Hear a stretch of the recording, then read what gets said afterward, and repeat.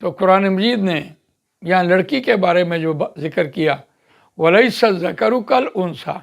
اور نہیں ہے لڑکا مانند لڑکی کے۔ گویا قرآن مجید نے یہاں لڑکی کی عظمت، لڑکی کا کام، اس کی طرف اشارہ کیا کہ لڑکی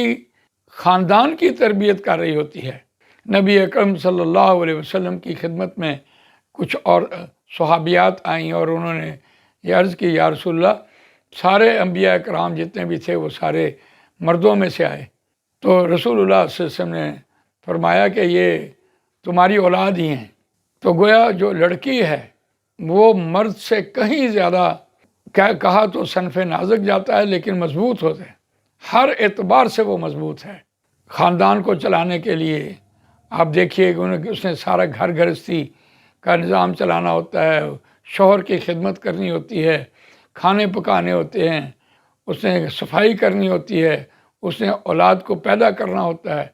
اور جو اولاد کو پیدا کرنا جو اس کے لیے اذیت ہوتی ہے وہ تو مرد تو برداشت بھی نہیں کر سکتا۔ تو جو اولاد کو پیدا کرنا، اس کی پرورش کرنا،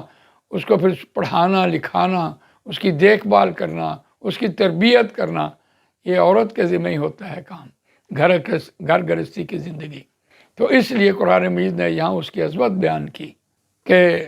نہیں ہے لڑکا مانند لڑکی کے۔